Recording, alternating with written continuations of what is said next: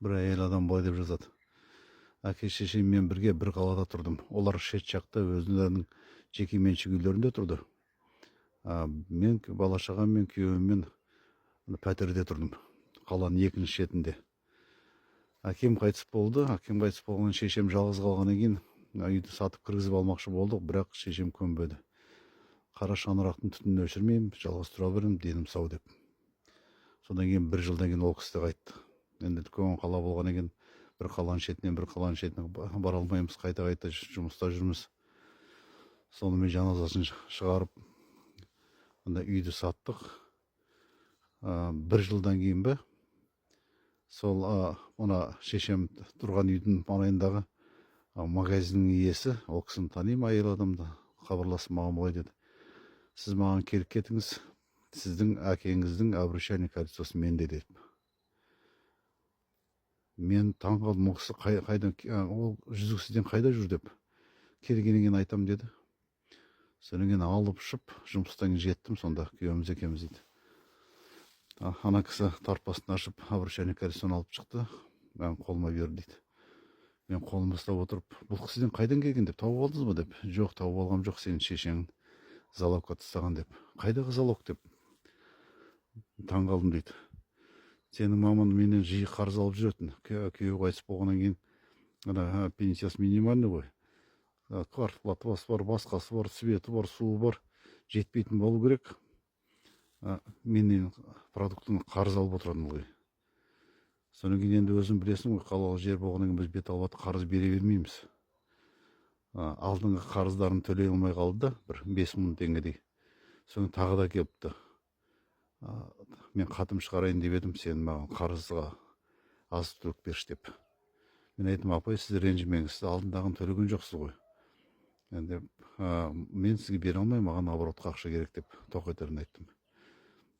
Ол кісі ренжіген жоқ, қалтасына қолын сұқты: міне, мен ешқайда қашып кетпеймін ғой, мына алтын жүзікті алып қойшы, мына шалдікі, бірақ аманат қой, мен төлеймін деп, пенсия алғанда деп. Денең көңілін қимадым да бердім. Сонымен 3-4 күннен кейін ол кісі қайтыс болып кетті. Қатын да бере алмады. Енді мен жаназада болдық қой, неге айтпа, қарызым бар ма деп молда сұрады ғой. Неге айтпадыңыз енді? Мен шешем қиналып жатыр ғой, ана жақта қанша уақыт болды деп. Мен ренжідім дейді. Сонда ана кісі айтты дейді: енді қалада тұрсақ та қазақпыз ғой. Ана қанша халықтың көзінше обручальный кольцосы менде деп мен қалай айтам? Үндегем жоқпын дейді. Содан кейін ақшасын қарызын төледім. Обручальный кольцоны қолыма қысып алып далаға шықтым. Қайтадан кіріп ана кісіден сұрадым: бере тұрыңызшы ана тетрадьты деп. Тетрадьты алып, ана ай күні барлық жазылған екен. Қарап жіберсем, соңғы бір жылдың ішінде 14 рет қарыз алған екен. Мен шешем ылғи сүт, анау мынау ылғи азық түлік. Бірақ бәрі төленген, мына қалғаны соңғыны бере алмай кеткен екен. Соны ғана мен төлеппін. Жарайды, жақсы, рахмет деп үндемей әзер дегенде далаға шықтым дейді. Содан үйге жеткенше солқылдап жылап келдім дейді. Бір адам ғой, өзінің пенсиясы өзіне жететін шығар деп, бір-екі рет керек пе, бірдеме керек пе, ақша керек пе, керек болса менен сұрап ал дегенде, жоқ, маған ақша не керек деп алмай қойып еді. Енді қарап отырсам, бұл кісі бір жылда қарызға өмір сүрген екен ғой. Сонда өзім есептеуіме болатын еді. Міне қанша 80 мың теңге қарыз ақша алады, пенсиясын алады. Соның қары міне мынанша продуктқа кетеді, мынанша квартплатаға кетеді, бәрін есептеп, суға кететіні бар, жылуына кететіні бар.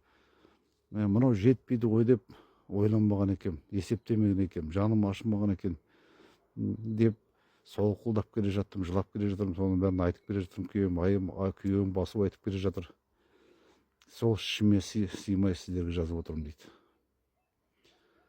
Мұндай өкініш, өшпейтін өкінішке қалмаңдар. Тірі кезінде бағалаңдар.